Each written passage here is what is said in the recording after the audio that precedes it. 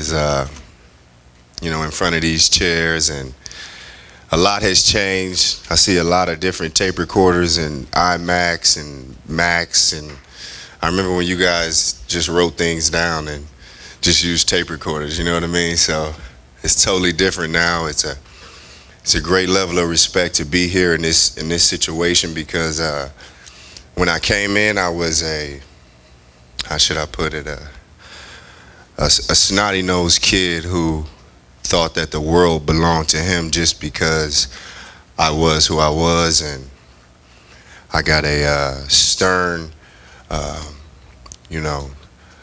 relationship and teachings from a man who, without him, I definitely wouldn't be able to be here talking to you now, and that's Jim Tressel. He taught me everything about life. He taught me what it meant to be a man. He taught me what it meant to understand the decisions that you make. They shape you, they shape everybody around you, and treat people the way you want to be treated.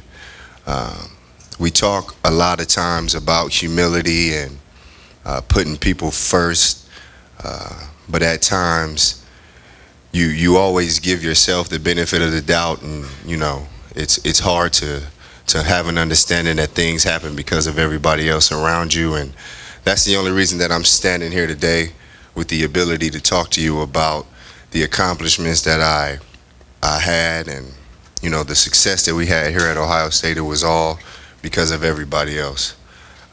It's tremendous being here, and I say it jokingly, but it is like cheers. It's cool to come back and be where everybody knows your name, and it's not about what you are going to do for me. It's kind of the work that you've already put in. It's a genuine love. So I love this place with all my heart, and I'm gonna try to build some more of a brand here, do some more things in the future. Any questions? We'll open it up. Front row, Tim. Troy, you had such success against the Michigan game, in the Michigan game and stuff, and I just wonder, what would your advice be to JT Barrett as he faces his first one? Because you did that a long time ago as a sophomore. The first advice is stick to the game plan. Don't try to be someone that he's not. And I mean, obviously, we've gotten a chance to see the transformation and the growth behind JT Barrett this whole season, and I'm pretty much blown away because as a freshman, he's doing some things that it took me an ample amount of years to grasp and have an understanding about. And we as Buckeye fans, we should be privileged to see his growth, and it'll do nothing but rise. Did you feel any different on those game days than you did the week before or in a bowl game? I mean, was there anything different about the Michigan game that you could literally feel it? There's a lot of difference. Being and growing up in Ohio, definitely biased towards having an understanding to which game is the best game of the year. But it's a different feel. Donnie, Nicky, and Mike Doss, they introduced me to the game with a couple shellackings my red shirt freshman year that lets me know that even though I'm a quarterback on the roster, this week is a little different.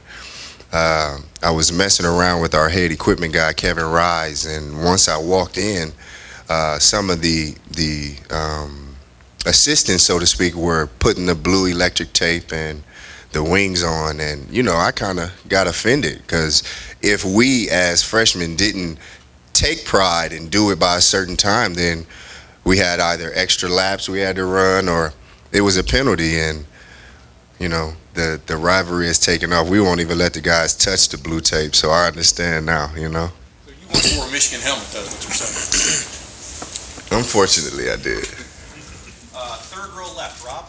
Troy, this week I guess LL Cool J is playing 24/7 in the facility. Whether that's a motivating thing, I don't know. But when you were here, what motivating techniques did Tress use that were effective? Earl Bruce. He was our only motivation that Thursday when he came for his talk, so to speak, or and every year it was the same things, but in a different chronological order, because sometimes it'll be the exact way it happens, and then the next year it'll be a little ad lib, and then the next year it'll be another little ad lib. But that's why you gotta love Earl Bruce. Without him in certain situations, our lore wouldn't be the way that it is at Ohio State, and he did what he did against Michigan, and yeah, so Earl Bruce for me was it. I just couldn't wait for his speeches. What got you motivated in terms of focus that week that you played so well in that game? Was there anything you could point to? For you guys that don't know, I was a foster kid for 7 years, and my foster brother was a guy by the name of Rod Smith, and he was actually a Buckeye also. So growing up, in kind of the Collinwood area, when I was a foster kid, he would come home and tell me the different stories about how if you win this game, it's a better city throughout the rest of the year, but if you lose the game, you'll be in hiding for the rest of the year. And him being 6'5", 325 pounds at the time, and him telling me those stories, and it wasn't a joke when he told me the story. He was dead serious. So some of that stuff kind of reverberated and stayed with me, with an understanding that I'm either going to be getting free cheeseburgers eventually throughout the year if we win, and if we don't, we're going to be paying for everything. So those things. Front row right, Austin. Troy, obviously there's a couple weeks left, but you're a Heisman voter. Have you made up your mind yet? I am. I usually like to wait until the last second. The electors usually are like sending me the red alert emails, like get your vote in now, you know what I mean? But I have a tremendous amount of respect for that process and having an understanding to what it takes to win the Heisman Trophy. And I think it shouldn't be awarded until the last game of whoever is in the standings or whichever candidates are playing, because you never know who's going to have that breakout moment.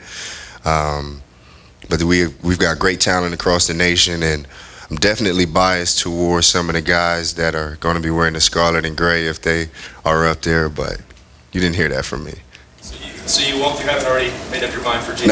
Not yet. He's dear to me, so he'll be in there with me. But is he in consideration? Yeah. I think he should be in everybody's mind. Why? Statistically, the things that he's doing, obviously, numbers don't lie. And Tom Herman and our offensive staff are putting him, and we're putting other guys in, positions to make plays, and JT's doing nothing but capitalizing on every single chance and opportunity. So I think he'll continue to do that. Third row middle, Eric. Saturday you're getting your number enshrined during the Michigan game. What do you think your emotions are going to be like when they pull that down and your number's up there next to Eddie George and everybody else? Well, I know for a fact both of my babies will be with me. My daughter is 6. Her name is Tanaya Lily Smith. My son is a junior to myself. He'll be 3 on the 30th. My emotions first and foremost will be to have them in check, so everybody will know that Troy Smith Kids has a little bit of manners. But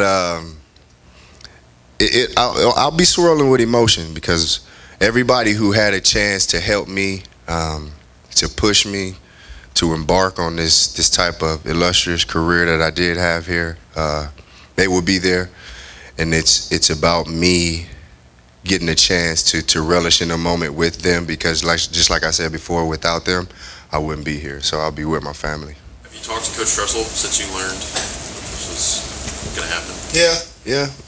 More so than anything, I talk to him on a daily basis as a man. I don't think that it should be special occasions that bring people together. He was with me through the worst of the times and the best of the times, and he never batted an eye or treated me different. I think that's why I owe him, the ability to just give him a call and see how he's doing on a daily basis, because he literally gave me and my family a chance to springboard into something different. Front row middle, Todd. Troy, this offense is different than the one that you played in. What would your numbers be like if you get to play in this? Man, shovel passes for touchdowns, but just like I said, Tom Herman is, and we saw Kenny Guyton just, relish in his offense. We see what Braxton can do. Cardell, when he gets in there, he's, athletic and fast and strong, can throw the ball also. So I think if I paid attention, went to all my meetings. I think I do pretty good. Which one of the quarterbacks, Braxton, or do you see yourself similar to Braxton or JT, or not at all, just a completely different? There's some similarities, but every guy is different in its own right. Obviously, the things that Braxton can do, I know I couldn't do. But JT bested that with his 86-yard touchdown run. I would have ran out of gas by like 25, 30 yards, And I don't have a problem with that though. I understand my strengths and weaknesses, and I guess if there is one or a couple attributes that we do have in common, that would be the athleticism, that would be the ability to extend the play and keep it going. But freakishly, like, athletic is the words that you should always be using when you're talking about Braxton Miller. I think JT's athleticism is going to do nothing but get better over the years, but we can't take anything away from him. 100 rushing yards is 100 rushing yards any way you slice it up. It's not easy to get there, and he's doing it, and it looks effortless. The touchdown run, they get a chance to replay it all the time, and it's a testament to the people that work out with him in the weight room, the ability to maintain that type of speed for as long as he did. It's not easy, and as a quarterback, Braxton has done some things, running around, throwing the ball, et cetera, et cetera. The athleticism is one thing that I would say we all had in common, but everybody's pretty different. Front row middle, Dave. Troy, I know you've talked about this before. Can you elaborate on the suspension at the end of the 2004 season, how that motivated you going forward? It's been 10 years now, and I know you talked about how that really motivated you for the rest of your career. Well, at that time, a young guy, not having a total understanding to who I was, made a bad mistake, made a decision. The empathy that I was shown from the staff, from my peers, from the university, was all of the motivation for me to make it and be a better person the next time around. To go without, to be in solitude, it's pretty bleak. The things that we do in life, we usually do it knowing that you're going to have some type of support, knowing that the reason why you do things are for other people. So when I was taken away from my brothers, it hurt me down to the core, to the point where a silly decision off the field wasn't going to take me away from the camaraderie that I had worked so hard to achieve with the guys. And that was my whole motivation. Being in a situation to where my guys can trust me, have an understanding that I will always be there. So the decision was made. It wasn't a good one. They allowed me to bounce back, and the rest is history. Far right, Clay. Troy, as I remember the games, 04 was kind of the coming out party. 05, you had to rally the team in the big house, and 06 was the big shootout here. Mm-hmm. Is one better than the other? I remember I think you were down 9 with 7 to go in 05. I was going to say, anytime it's funny, a Wolverine said this the other day on TV. He said, when you are loyal to your soil, good things happen. So anytime you have the ability to take the a tremendous gasp of air out of 100,000 people somewhere else, and you really put them in a situation where they have to be quote unquote loyal to their soil. I think it means a lot. So doing that at their stadium, in a situation where we weren't supposed to win, backs against the wall, everybody pretty much, leaned on one another, depended on one another, and that's the beautiful thing about football. 11 guys have to be on the same page at the same time, and if anything, the win up there would be the one that stands out. Pretty good catch by Gonzalez. Incredible catch, because if you go back, and I'm glad they didn't have sports science for us, because they would have went back and saw that it was a terribly underthrown ball, and if Anthony Gonzalez doesn't bend or torque his body 53 degrees to the right, then you know what I mean. So it would have been pretty embarrassing for me. But Anthony Gonzalez had done nothing but make plays since he's been here, so that's who he is. way back in the middle. Steve? Yeah, Troy. The 2006 season, one of the best seasons a quarterback has ever had at Ohio State, the Big Ten. I think 30 touchdowns and 5 interceptions. You're the best player on the best team, won the Heisman Trophy. Just what did you take from that season, and what was it like to be in that groove week after week? And I know it did not end the way you or your teammates probably wanted it, but just that season was magical up to a point, I suppose. Very magical in the sense that football has done nothing but springboard me into different positions in life to where you understand that people are the most important things.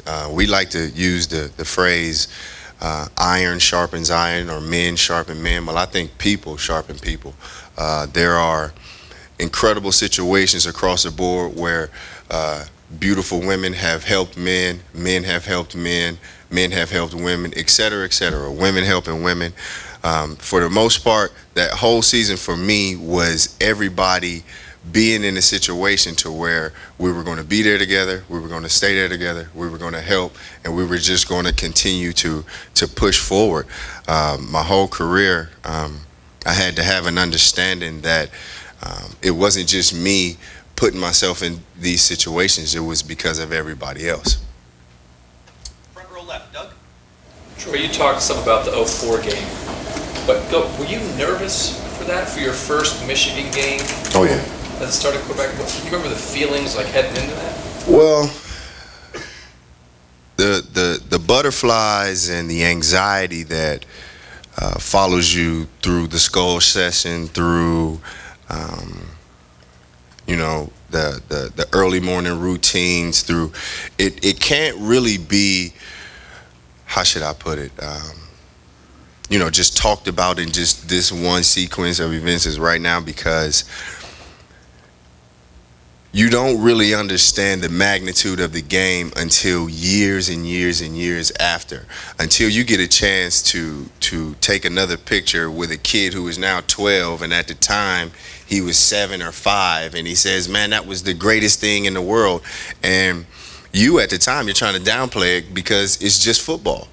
Because the whole time that you're being talked to about the situation is treat it just like it's practice. Treat it just like it's routine. And what happens is through the quote unquote dumbing it down of making it routine, it does become second nature. It becomes like the back of your hand, so to speak. So even with that being said, until you hit the field and you feel that there are really hundreds of thousands of people watching your every single move, you really don't have an understanding. Obviously, you take the first hit, you hand the first run off, you throw the first incomplete, then you're back in your groove. But until then, you're thinking about all types of things. And it's a feeling that I wouldn't trade for anything in the world. And I know JT's gonna be on cloud 9. Why'd you have a good day that day? If I can remember, they were poised to go and do some like incredible things that year. So we were the spoiler, so to speak. I had always envisioned having huge games in that game, but the ability to know and say, you know what, today we really don't have much to lose and we can spoil any and everything that they have going on. So let's just lay it all out on the line. And I talked about this before. Myself and Anthony Gonzalez, we started off on scout team together, and our first remembrance at practice was a deep post over the middle on a busted coverage that I wasn't supposed to be throwing to him because the red circle at that time was on somebody else. That's another battle myself and Mark D'Antonio used to go through. So, but we joked all the time about his first touchdown pass being a deep post, and sure enough, it was a deep post over the middle. And that right there, because he was my scout team brother, it helped bring me back down. This is just like practice, guys, and these are the guys that we did it with. Last couple questions. Front row, Bill. Troy, have you talked much with Braxton Miller this year, and can you give an idea about his state of mind? I talked to Braxton a lot. I talked to him just as much as I talked to Cardale Jones, just as much as I talked to JT Barrett. I try not to put myself in a situation where when I come back and deal with the guys that they think that I am dealing with somebody because of stature or because of who they are. In its entirety, because a little bit I understand what they have to go through nowadays as a student athlete. When we talk, I try to talk to them about regular life things. It's not always about the X's and O's. It's about who he is as a person. It's about who his family is. It's about what he wants to become. So we talk about a lot of different things. We don't always just talk about football. His state of mind is great. He's doing nothing but getting his body better. He's healing up. But every time I see him, he's got a smile from ear to ear, and he's doing good. 10 last questions. Tony, middle. Players always want their senior day to come against Michigan. How was yours? How emotional was it? How difficult was it to go through that and then get ready for the game? Very emotional. For everyone that doesn't know, Jim Tressel is like my dad, so to speak. So knowing that would be the last time on the field with my dad, it was tough. You really don't understand what you mean to a family, to a person, to people that you mentor as a man until you become a father. So that situation with him, now that I am a father, I can totally understand why him weeping at the time led to me, like a waterfall, and I couldn't stop crying once I saw one tear come from his eyes. It really made sense to what back in 2002 when we sat at the meeting in front of my mother, Ginn Sr., him and Mel Tucker, and he said, I will be there for your son. We'll jump on a sword for your son. You don't have to worry about anything, Mrs. Smith. We have him. And that was pretty much everything that passed through then. How hard was it to get back up for the game? Well, it wasn't that hard because the first drive of the game, Michigan scored. So we ain't crying no more. We got some points to score now, So it wasn't that hard. Troy, thank you very, very much. No problem. Thank you, guys. Thank you. Everybody.